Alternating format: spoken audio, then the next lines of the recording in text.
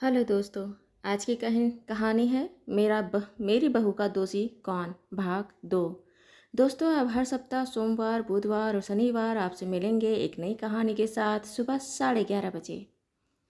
इतनी सारी बातें बोलकर अपने मन की भड़ास निकालने के बाद दामिनी जी धम से वहीं रखी कुर्सी पर बैठ गई।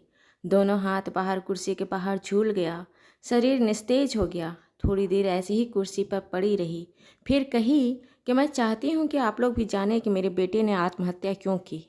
कल कोई भी इंसान ये ना कहे कि यह कहानी ना बनाए कि दामिनी जी का बेटा अपनी बीवी से झगड़ा होता था, उसका अपनी पत्नी से रिश्ता अच्छा नहीं था, या किसी भी तरह का अनाप शनाप कोई कहानी ना बने।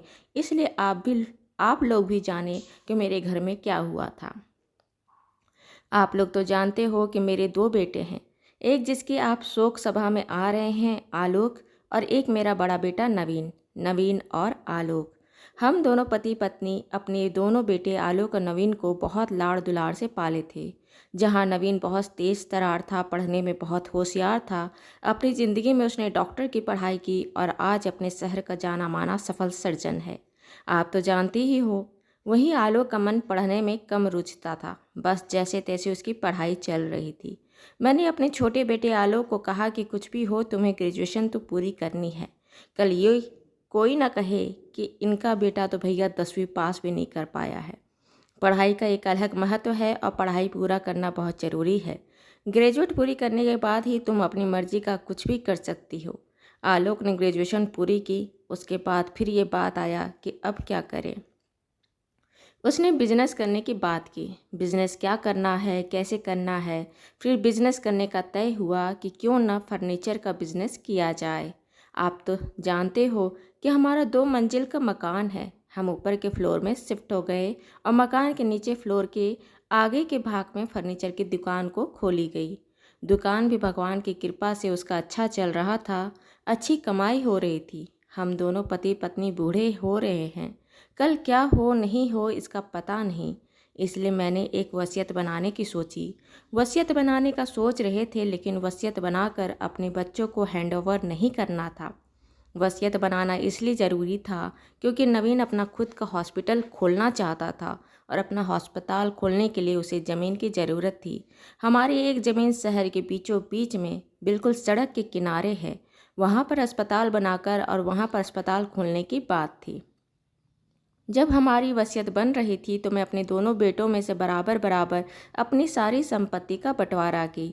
सिर्फ कागज़ों पर संपत्ति दी गई थी, हकीकत में दोनों को हमने कुछ नहीं दिया था। सिर्फ कागज़ में उनको संपत्ति मिला था। हकीकत में उनको संपत्ति हम पति पत्नी के मरने के बाद ही मिलना था। नवीन के उसके हॉस्पिटल के अनुसार उसे रोड किनारे वाली ज़मीन को दे दी, क्योंकि उसे अपना खुद का हॉस्पिटल खोलना था। हमने वह ज़मीन नवीन को दे दी उसके ज़रूरत के हिसाब से। वह ज़मीन भी सही था, हमें उसे वह ज़मीन देना मुनासिब समझा। आलोक को यही बात खटक गई। वह इस बात के लिए मुझे बोला कि आपने नवीन भैया को वह ज़मीन क्यों दे दी। आपने तो बंटवारा कर दिया, लेकिन आपको पता है आज ज़मीन का दाम जिस भाव से बढ़ रहा है, अगले कुछ सालों में वह ज़मीन ही करोड़ों रुपए की हो जाएगी। आप बताओ, क्या यह बंटवारा जायज़ हुआ? मैं और मेरे पति ने उसे बहुत बार यह समझाने की कोशिश की कि बेटा, तेरा बड़ा भाई डॉक्टर है, आज वह अपना खुद का हॉस्पिटल खोलना चाहता है। बीच शहर में होने के कारण और रोड के किनारे होने के कारण वह उस ज़मीन पर अगर हॉस्पिटल बनाए तो तेरा बड़ा भाई के भविष्य में ठीक रहेगा। यह तो तुम भी समझते हो। आलोक इस बात को मानता था कि वह ज़मीन एक अस्पताल के हिसाब से अच्छी जगह पर है, लेकिन वह इस बात को मानने के लिए तैयार नहीं था कि वह ज़मीन बड़े भाई को दिया जाए, क्योंकि वह ज़मीन अगले कुछ सालों में करोड़ों की हो जाएगी। यही बात हर दिन हो रहा था और एक दिन उसने शाम के समय जहर खा लिया। उसके पिता ने जब उसके मुंह से झाग आते देखा तो समझ गए कि उसके बेटे आलोक ने क्या किया है। उसने अपने ड्राइवर को हाल के हाल बोले कि बेटा, जल्दी से गाड़ी निकालो, हम हॉस्पिटल जा रहे हैं। मेरे पति अपने बेटे को लेकर हॉस्पिटल भागे। ड्राइवर की मदद से आलोक को हॉस्पिटल पहुंचाया गया और किस हॉस्पिटल में पहुंचे? वह अस्पताल जहां नवीन काम करता था। नवीन को पहले ही कॉल कर दिया गया कि हम आलोक को लेकर आ रहे हैं। आलोक वहां पहुंचा। नवीन ऑक्सीजन स्ट्रेचर, हर वह चीज़ का इंतजाम रखा था जिस चीज़ की ज़रूरत उसके भाई को तुरंत चाहिए होता। उसे मदद दे सकता था। उसे भी अपने भाई को बचाने की जल्दी थी। आलोक के अस्पताल पहुंचने के 10 मिनट बाद ही उसकी दम टूट गई। वह शांत हो गया। पूरी कहानी कहते कहते दामिनी जी का मन भर गया।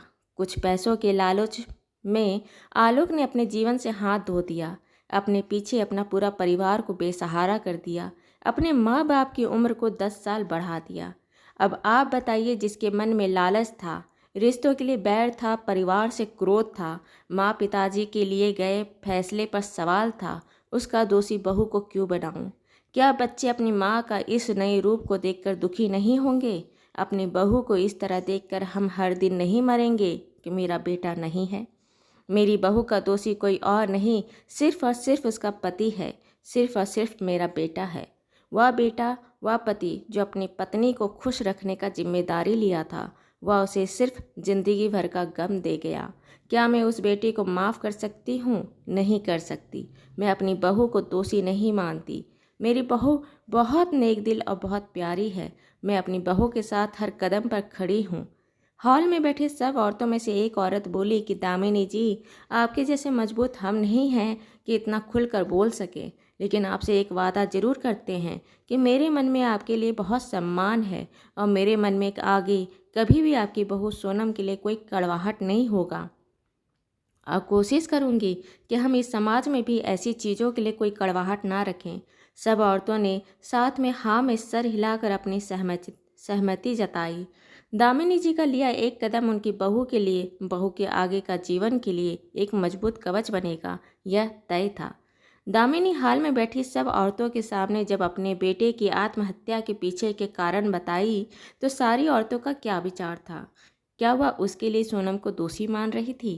दामिनी जी अब सोनम के आगे के जीवन के लिए क्या फैसला करेगी, जानने के लिए देखिए कहानी का अगला भाग, भाग 3। दोस्तों, ये कहानी आपको अच्छी लगी हो तो इसे लाइक करें, शेयर करें, सब्सक्राइब करें और मिलते हैं एक नई कहानी के साथ एक छोटे से ब्रेक के बाद। धन्यवाद।